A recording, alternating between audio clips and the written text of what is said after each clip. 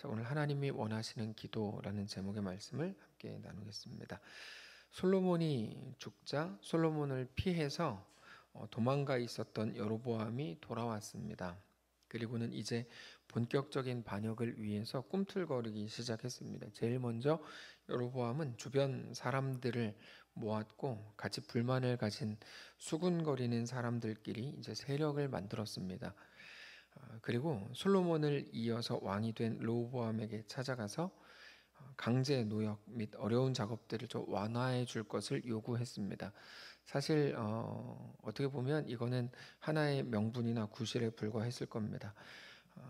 그때 뭐 르호보암이 그들의 말을 들었다고 해도 그것 때문에 뭐 여로보암이 원래 자기가 하려고 했던 이 정치질 이런 것들을 안 했을 리가 없습니다. 여로보암은 성정상 분명히 어떤 일을 통해서라도 그런 짓을 했을 거고, 그래서 이제 이 모든 여정을 자기를 위한 여정으로 분명히 삼았을 겁니다.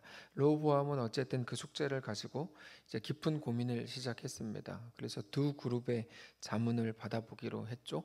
원로 그룹과 젊은이 그룹이었는데 이 두 그룹 모두 백성들이 르호보암에게 충성을 하게 되는 목표로 조언을 했습니다.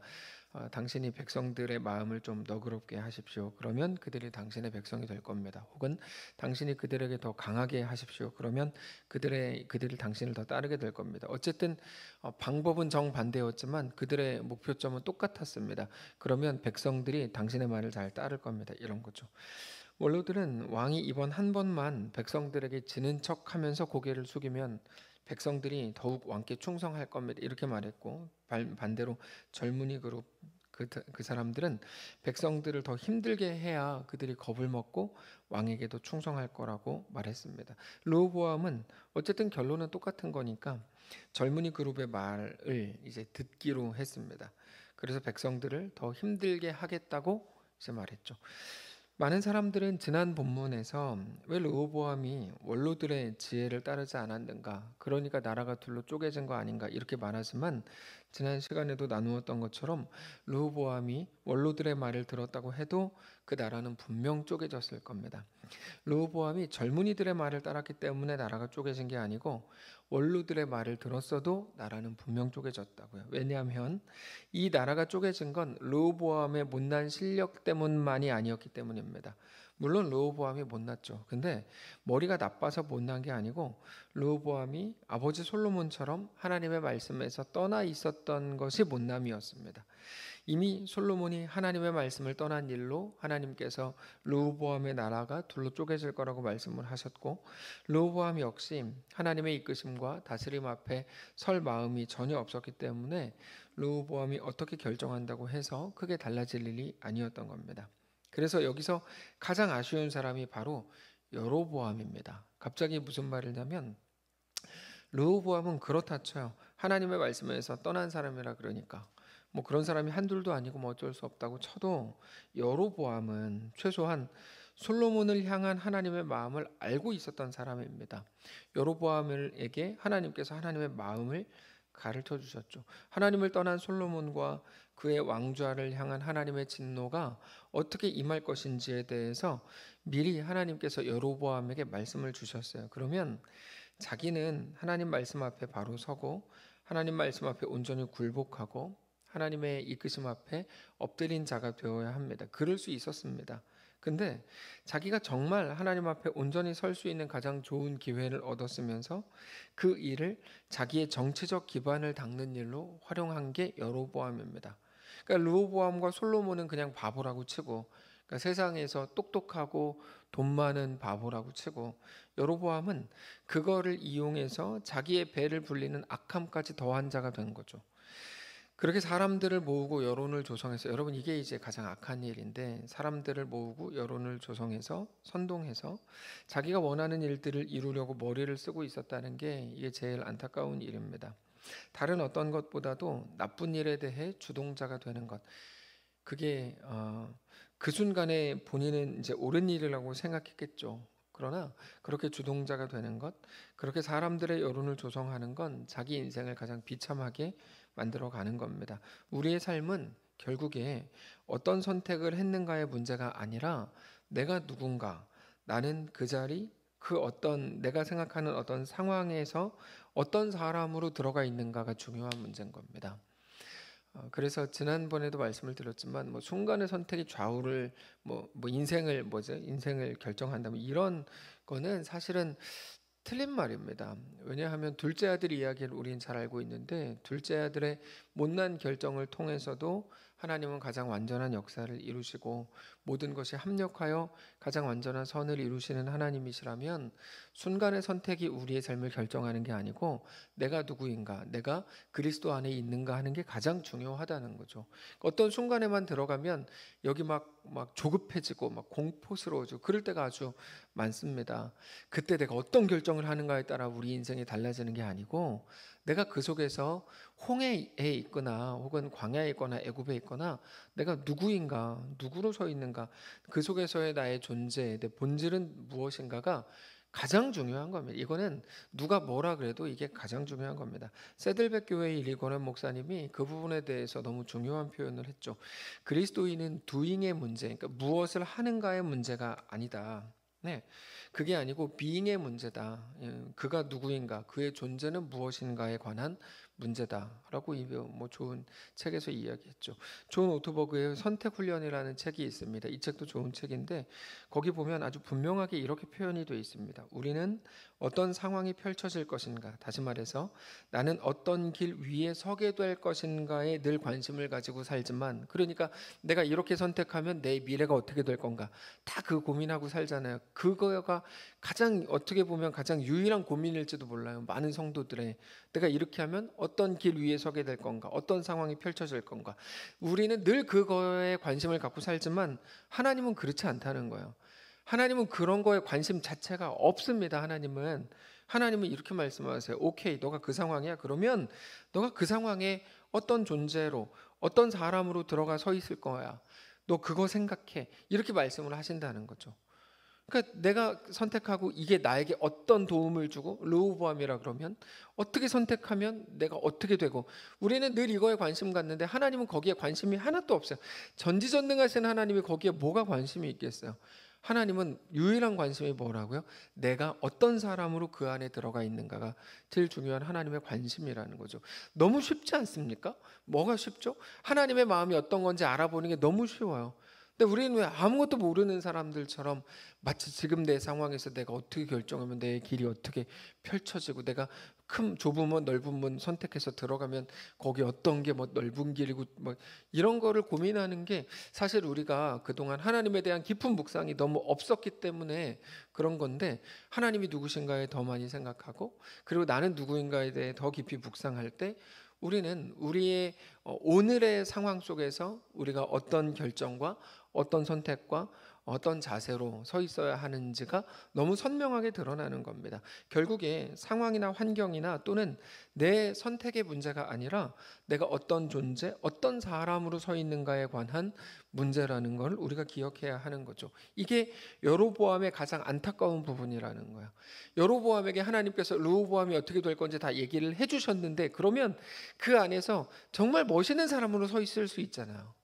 근데 그렇게 안 하고 사람들을 모으고 선동하고 여론을 조성해가지고, 야, 내 말이 맞지 않냐? 막 그렇게, 이게 가장 이제 냄새 나는 짓인데, 그렇게 해가지고 막 사람들을 이끌고 로보암에게 가가지고, 이게 뭐 하는 짓이냐는 거죠. 이게 제일 불쌍한 인생이 로보암이 아니고 여로보암인 겁니다. 자기가 대단하게 정의를 말하고 있고 마치 사람들의 마음을 토닥거려주고 다른 사람들도 모두 자기랑 똑같은 생각을 한다고 동조하게 하고, 그의 마음을 불꽃 같은 눈으로 살피시는 하나님이 보실 때 그는 그냥 악한 자에 불과했던 겁니다. 너의 존재가 악하다 이거죠. 그러므로 사랑하는 성도 여러분, 우리 앞에 어떤 일들이 있든지 그 속에 반드시 신실한 하나님의 사람으로, 순전한 하나님의 종으로 들어가실 수 있기를 원합니다. 왜 그런가 하면 사실 상황은 여러분 언젠가는 변하게 되어 있습니다. 르호보암이 저렇게 막 한다고요? 좀 있으면 르호보암도 죽습니다. 뭐 나이 먹으면 죽을 거 아니에요. 좋은 상황이든 나쁜 상황이든 영원히 지금과 같지는 않습니다. 그래서 우리는 지금의 상황에 취해서 지금의 상황이 전부인 것처럼 그런 식으로 우리 존재를 잃어버리면 안 됩니다. 상황이 이렇고 누가 어떻고 다 좋은데 마지막에 해야 될 가장 중요한 질문, 그러면 하나님은 누구냐 하는 거죠. 그러니까 우리가 어떤 상황 속에 들어갈 때마다 고민하고 우리 스스로에게 질문하셔야 되는 한 가지, 하나님은 누구냐? 그럼 나는 누구냐? 하나님이 나에게 이 순간 원하시고 요구하시는 건 뭐냐? 여러분, 바로 이것도 중요한데요. 하나님이 요구하시고 원하시는 게 뭐냐라고 하는 그 질문은 하나님이 내가 어떤 선택을 하길 원하시냐라는 질문이 아니에요.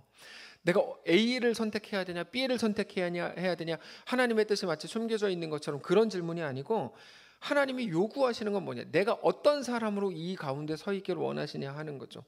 하나님은 이 상황에 있는 나에게 무엇을 요구하시는가, 그렇게 늘 하나님 앞에서 내 존재를 확인하시고 점점 신실한 자들로, 하나님 나라에 합당한 자들로 세워지게 되시기를 주님 이름으로 축복합니다. 다시 오늘 본문으로 돌아가면 르호보암의 실수는 뭡니까? 르호보암, 여로보암 막 있는데 구분 좀 되시죠?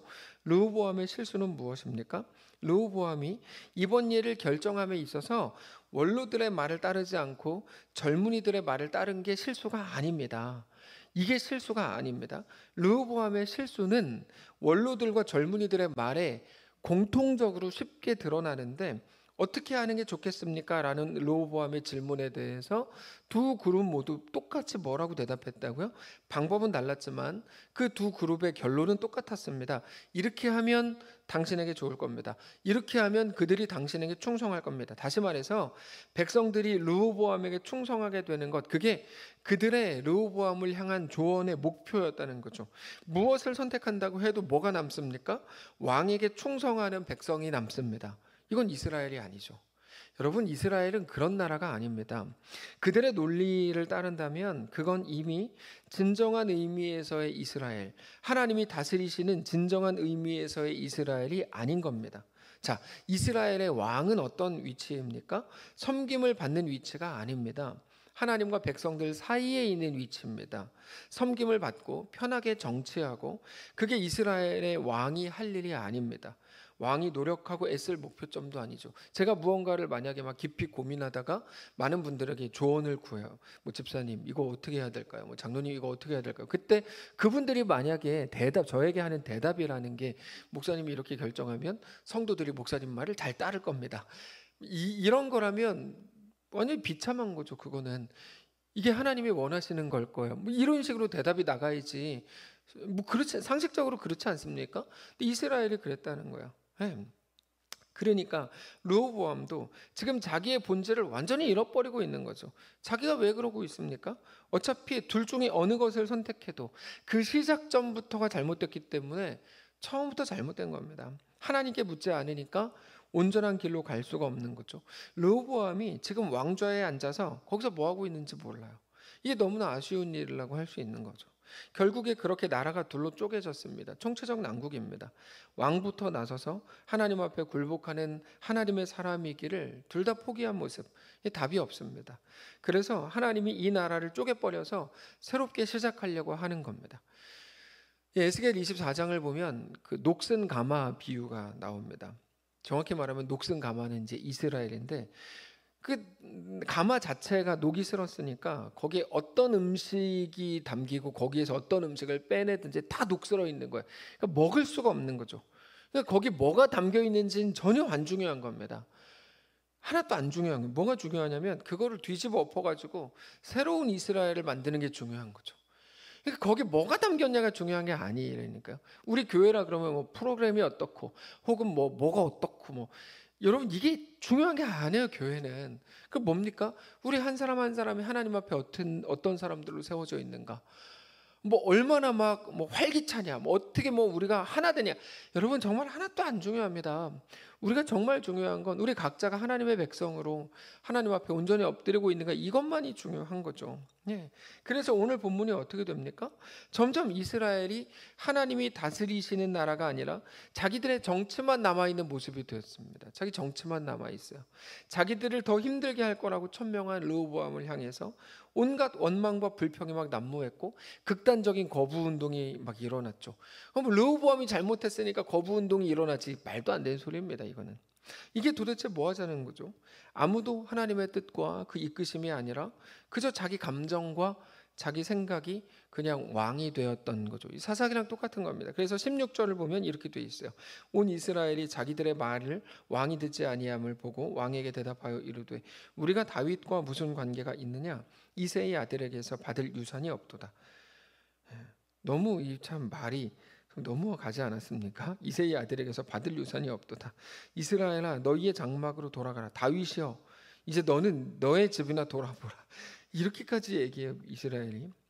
이스라엘이 그 장막으로 돌아가니라. 그러니까 솔로몬이 다스렸던 그 기간 동안 백성들이 다 저렇게 된 거예요. 솔로몬 진짜 나쁜 놈, 하여튼 멍청한 그런 사람입니다. 솔로몬이 문제인 건데 어쨌든. 근데 또 솔로몬을 욕하면 또 불편해하는 분들이 많이 계세요. 솔로몬에 대해서 뭐 대단한 왕이라고 생각하셔서 그러는데 솔로몬은 못난 사람입니다. 하여튼 이렇게 완전히 바뀌었죠. 다윗에서 솔로몬으로 지나가면서. 사실 하나님이 이전에 말씀하셨습니다. 솔로몬이 하나님의 말씀을 떠나서 이렇게 된 겁니다. 그러므로 우리가 하나님 앞에 뭐 바로 서야 합니다. 하나님께 굴복하셔야 됩니다. 이렇게 외쳐도 시원치 않은 마당에 사람들을 선동해가지고 여로보암이 그렇게 말했어야 되거든요. 근데 사람들을 선동해서 등을 돌리게 하니까 이렇게 된 거죠. 아무튼 많은 사람들은 여로보암의 선동에 휘둘렸고 그러면서 기준이 없으니까 점점 그 난폭성이 심각해졌습니다. 여러분 아무리 옳은 일이라고 생각이 되셔도요. 그 일을 위해 으쌰으쌰하지는 마세요. 그거 나중에 보면 옳은 일인지 틀린 일인지도 아마 헷갈리실 거예요. 그저 오늘 내가 하나님 앞에 온전히 엎드려서 순전한 주의 종으로 세워지는 게 가장 잘하는 거예요. 너무 우리 혈기를 그런데 막 하시면 안 돼요. 그래서 18절 보면 이렇게 돼 있어요. 르호보암 왕이 역군의 감독 아도람을 보냈더니 온 이스라엘이 그를 돌로 쳐 죽인지라. 너무 간 거 아닙니까 이거? 르호보암 왕이 급히 수레에 올라 예루살렘으로 도망하였더라. 그리고 결국 여로보암의 계략대로 이루어집니다. 20절에 온 이스라엘이 여로보암이 돌아왔다 함을 듣고 사람을 보내 그를 공회로 청하여 온 이스라엘의 왕으로 삼았더니 유다 지파 외에는 다윗의 집을 따르는 자가 없으니라. 여로보암은 이거를 노린 겁니다. 자기가 열 지파를 더 먹고 싶었던 거죠. 하나님 앞에 온전하지 않았던 그의 불명예가 결국 영원히 남게 됐죠. 지금도 그때 말씀드렸지만 좋은 왕은 무조건 다윗의 길을 따랐다고, 나쁜 왕은 무조건 여로보암의 길을 따랐다. 하나님의 그 이스라엘 멸망할 때까지 계속 그렇게 표현하시거든요. 근데 르호보암도 그래요. 르호보암이 잘한 거 하나도 없죠. 상황이 그때쯤 되면 하나님 앞에서 자기 자신을 돌아보고 다시금 엎드리고 회개해야 되는데 다윗이 그랬거든요. 여러분 죄 짓지 않는 사람이 어디 있습니까? 없습니다. 그러니까 다만 자기의 모습을 돌아보고 하나님 앞에 회개하고 엎드리고 이렇게 하는 게 이제 중요한 건데 르호보암은 하나님 앞에 엎드릴 마음이 없었습니다. 자기 감정에 자기 모든 정신과 마음을 내어주기로 합니다. 자기 말을 듣지 않는 이스라엘을 보면서 르호보암이 화가 났습니다. 하나님 말씀을 듣지 않는 모습으로 화가 나야 되는데 자기 말을 듣지 않는 모습 때문에 화가 났죠. 21절 르호보암이 예루살렘에 이르러 유다 온 족속과 베냐민 지파를 모으니 택한 용사가 18만 명이라.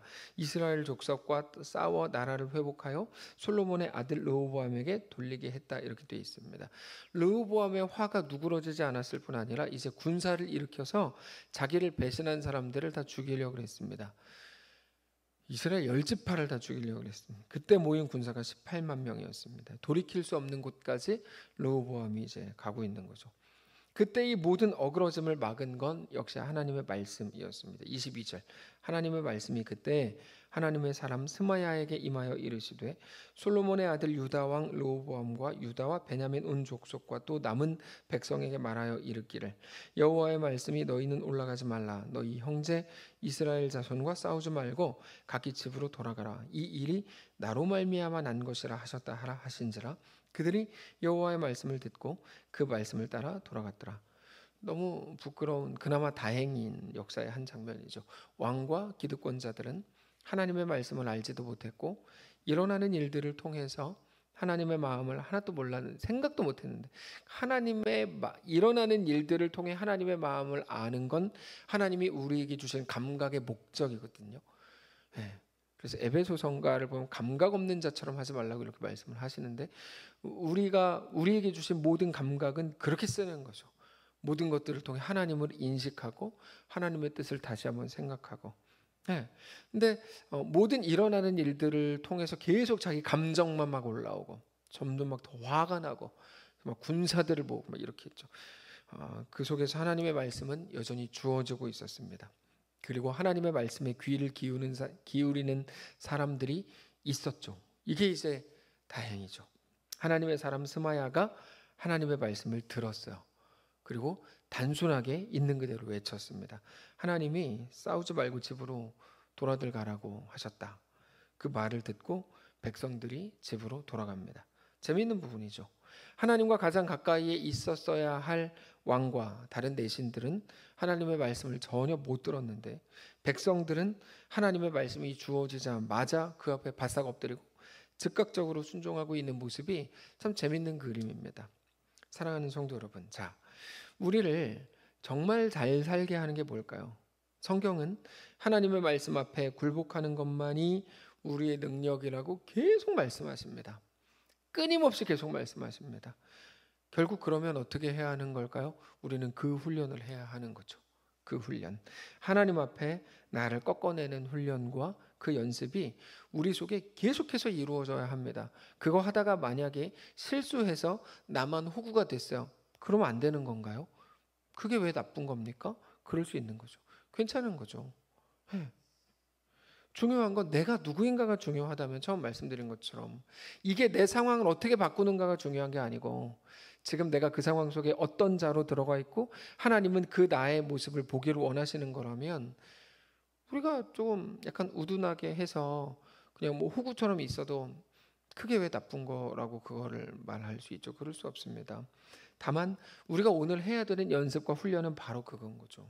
내 생각과 내 욕심과 내 판단과 내 감정과 내 계획과 그 모든 나로 시작하는 나의 무엇이 나를 다스리도록 내어주면 안 됩니다. 세상에서 비롯된 나의 그 무엇은 결국 우리를 영원히 죽고 망하게 할 겁니다. 우리 입술로 하나님의 이름을 100번, 1000번, 10,000번 부른다고 해서 어떤 것도 이루어지지 않습니다. 그 마태복음 7장에 이렇게 돼 있죠. 나더러 주여 주여 하는 자마다 다 천국에 들어갈 것이 아니요 다만 하늘에 계신 아버지의 뜻대로 행하는 자라야 들어가리라. 여러분 구원이 무엇입니까? 죽어서 천국 가는 게 구원이 아니죠. 구원은 내가 하나님 나라의 하나님의 백성이 되는 게 구원입니다. 이 땅에서 세상 나라 소속으로 하나님 모르고 죽을 수밖에 없었던 내가 하나님 나라의 백성이 되는 것, 그렇게 하나님과 영원히 살게 되는 게 구원입니다. 그래서 우리는 죽어서 구원을 받는 게 아니라 이 땅에서 하나님의 백성이 되는 거죠. 네. 하나님의 백성이 되는 것은 하나님이라고 하나님을 부르게 된다는 말이 아닙니다. 나도 하나님을 믿어요. 하나님이 살아계신 것을 믿어요. 하나님이 세상을 지으신 것을 믿어요. 라고 말한다고 해서 하나님의 백성이 되는 게 아닙니다. 우리의 전심을 다해서 전인격적으로 하나님의 통치권 아래로 들어가는 겁니다. 이게 하나님 나라의 백성이 되는 겁니다. 결국 천국은 통치권의 문제이기 때문에 그렇죠. 누가 다스리는가? 누가 주인인가? 나는 하나님의 백성으로 그 앞에 엎드리고 있는가가 중요한 겁니다. 하나님의 다스리심 앞에 굴복하실 수 있어야 합니다. 하나님이 주인이신 하나님의 백성들로 세워지실 수 있기를 원합니다. 자, 근데 우리가 하나님의 백성으로 살기를 원하는데 마음만 먹는다 그래서 되지 않죠. 우리가 매일 경험하는 겁니다. 많이 해보셨을 거예요. 우리가 얼마나 순종해 보려고 했고 시간도 조정해 보려고 했고 재정적인 부분을 가다듬어 보려고 했습니까? 근데 그때마다 잘 안 되죠.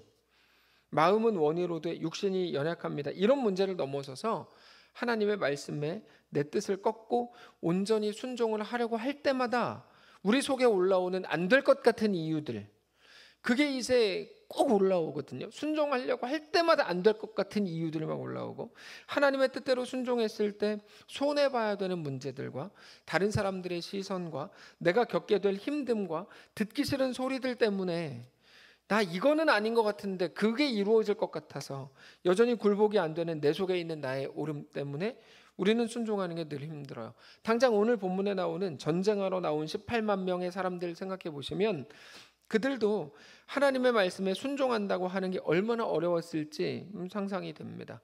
르호보암이 다 죽이자고 소리를 지르니까 나오긴 했는데, 다시 말해서 르호보암이 두려워서 나왔는데 하나님의 말씀에 굴복하고 이제 따르려고 하면 그 두려운 왕의 말을 거절해야 되는 거죠. 근데 순종이 늘 그렇습니다. 그냥 하나님의 뜻을 따른다 이렇게 끝나지 않습니다. 언제나 하나님의 뜻에 반대되는 무언가를 거부해야 되는 게 순종의 어려움이죠. 선택이라는 건 내가 선택하지 않을 것에 대한 포기를 의미하기 때문입니다. 하나님의 말씀이 주어지면 대부분 우리 속에서부터 갈등이 생깁니다. 하나님의 말씀이 주어졌는데 그게 마음이 막 편안하다. 그런 경우는 상식적으로 있기가 어렵습니다. 왜냐하면 인간과 이 세상에 너무나 익숙한 자연인인 우리들은 하나님의 말씀에 대해 언제나 거북함으로 다가갈 수밖에 없기 때문에 하나님의 말씀이 들어가는 순간 우리는 마음이 불편해질 수밖에 없어요. 그래서 내 삶을 조정해야 되는 거예요. 너무 당연한 수준입니다. 언제나 반복됩니다. 세상 안에서 형성된 우리 생각과 원함이라는 거는 대부분이라고 표현했지만 사실상 거의 100% 하나님을 언제나 반대하고 거부하는 것이기 때문에 하나님의 말씀이 주어질 때 우리 마음이 불편해지는 건 너무 당연한 겁니다. 그리고 그 불편함과 하나님 말씀 사이에 있는 갈등이 우리 마음을 뒤집어 놓습니다. 결국에 우리 삶의 가장 중요한 게 무엇인가 하는 건데 그게 뭐냐면 우리가 하나님의 뜻에 굴복하기 위해서 우리에게 필요한 건 언제나 용기입니다, 여러분. 용기. 안 될 것 같고 순종 못할 것 같고 그러면 안 될 것 같고 그런 모든 상황에서 하나님의 뜻을 따르기 위해 우리에겐 용기가 필요합니다. 이거에 대해서 시편 기자가 이렇게 고백해요. 시편 51편 17절. 하나님께서 구하시는 제사는 상한 심령이라. 하나님이여 상하고 통회하는 마음을 주께서 멸시하지 아니하시리이다. 상한 심령이라는 거는 깨진 마음이라는 말인데 완전히 깨진 마음을 하나님이 원하신다는 거죠. 우리는 막 잘 만들어지고 막 준비되고 막 이런 거 하나님이 받으신다고 생각하잖아요. 근데 준비됨이라는 건 깨짐이라는 말이에요. 내가 나에 대해서 완전히 산산조각 난 거, 깨진 거 하나님이 그거 원하신다는 거, 그거 받으신다는 거죠. 결국 내 마음과 원함과 내 소원과 내 욕심과 내 계획과 내 정답이 아니라 그저 상한 마음으로 시작되는 것들, 깨져버린 거, 오직 하나님의 뜻이 그래서 나에게 임하기만을 원하고 하나님의 이끄심에 따를 용기, 하나님의 말씀에 순종할 힘을 구할 때 그게 능력이 된다는 거죠. 그게. 그러니까 우리가 근데 기도할 때마다 나와서 내 원함을 하나님께 소리 지르고 있으니 그게 아니라 상한 심령으로 하나님 앞에 나아가서 주님, 하나님이 내 삶의 주인인 것을 내가 믿습니다. 하나님 이끄심 앞에 그저 엎드립니다. 이 고백들이 막 넘쳐나야 되는데 교회들마다 막 모여가지고 막 소리 지르서 기도하는 내용이 다 자기들 소원, 자기들 원함, 뭐 자기들이 가진 정답 이거밖에 없으니 이게 어떻게 하자는 거냐는 거죠. 성도 여러분, 우리는 언제나 하나님 앞에서 용기를 구해야 됩니다. 힘과 담대함을 구하셔야 됩니다. 그게 하나님의 손을 붙드는 겁니다. 그러면 그때 하나님께서 하나님의 뜻을 따를 만한 힘과 용기와 담대함을 우리에게 주실 겁니다. 말씀하신 분이 하나님이시라면 우리 삶을 가장 완전하고 가장 아름답게 이루어내실 분도 하나님이십니다. 그 간절한 기도, 결국 우리가 마땅히 해야 될 기도는 단지 내가 원하는 것, 내가 욕망을 더 얻어내려고 간절히 비는 기도가 아니라 하나님의 뜻이 내 삶 가운데 충만해지기를 원하는 기도입니다. 우리가 갖고 있는 하나님께 자꾸 제시하는 그 정답 하나님 다 알고 계세요. 하나님이 알아서 하실 거예요. 다만 우리에게 필요한 건 내 삶을 꺾어내고 하나님이 내 삶의 왕입니다라고 하는 고백일 겁니다. 하나님의 뜻을 따를 용기와 힘과 지혜를 구하는 기도. 우리는 자주 내가 살 길을 선택하려고 하나님의 뜻과 이끄심에 반대되는 일을 선택하고 싶어 하지만 우리가 진짜 사는 길은 오늘 나는 죽고 오직 예수로 사는 것뿐입니다. 오늘 또다시 그렇게 주 앞에 나아가시기를 원합니다. 그 간절하고도 건강한 부르짖음이 우리 삶에 충만하게 되시기를 원합니다. 그렇게 우리 모든 삶을 하나님 앞에 온전히 세우고 하나님과 믿음으로 동행하는 성도들 되시기를 바랍니다. 찬양합시다. 내 영혼 지치고 피곤할 때, 근심 걱정 내 맘 짓누를 때 난 잠잠히 주님을 기다리네. 주님 내 곁에 오실 때까지 하나님의 뜻이 하늘에서 이루어진 것처럼 이 땅 내 인생 속에서도 충만히 이루어지길 원합니다. 우리 한번 믿음으로 함께 고백하겠습니다. 내 영혼 지치고 내 영혼 지치고 피곤할 때에 근심 걱정 내 맘 짓누를 때 난 잠잠히 주님